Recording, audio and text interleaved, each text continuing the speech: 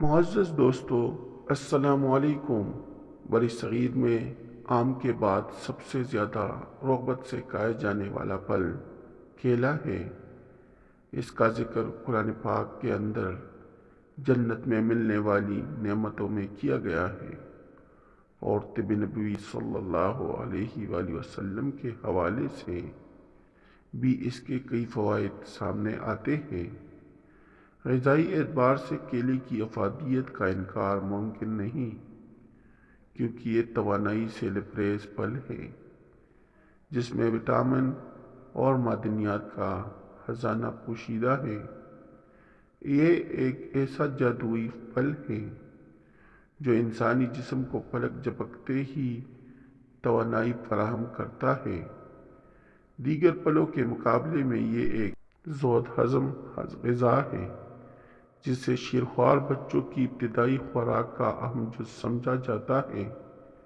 کیلا اگر بچوں کو کم عمری میں استعمال کروایا جائے تو وہ بہت جلد صحت کے اعلیٰ معیار تک پہنچتے ہیں، جبکہ بڑھتے ہوئے بچے ہر روز ناشتے میں کیلا کھانے کے بعد ایک گلاس دودھ پینے کی عادت اپنا لیں تو ان کا وزن بھی بڑھنے لگے گا اور جسمانی طاقت بھی حاصل ہوگی۔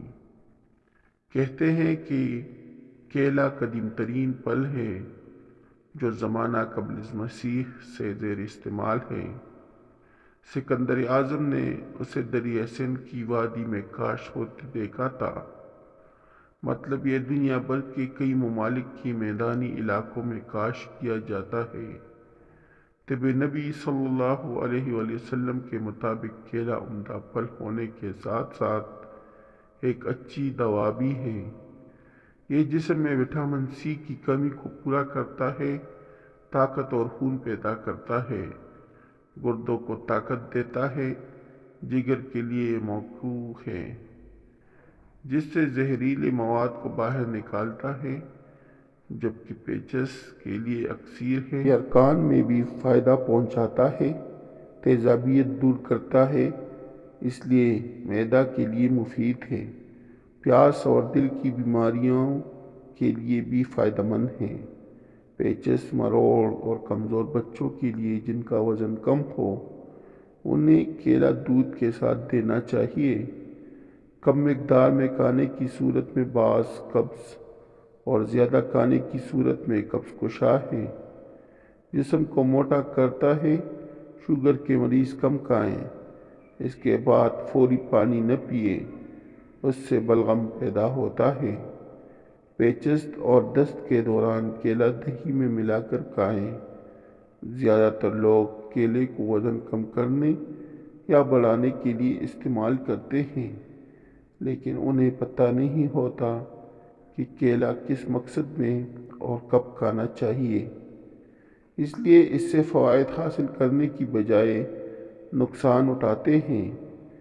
کیلے زیادہ کھانے سے ہمارے جسم میں پوٹاشیم کی مقدار حد سے بڑھ جاتی ہے، جو کہ انتہائی نقصان کا باعث ہے۔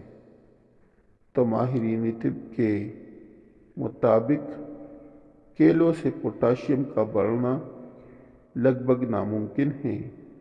در حقیقت پوٹاشیم کی سطح دل کی حرکت روک دینے تک بڑھانے کے لیے ایک فرد کو دن میں 400 کیلے کھانے ہوں گے، اور ایسا ممکن نہیں تو یہ پھل خطرناک نہیں بلکہ صحت کے لیے انتہائی فائدہ مند ہیں۔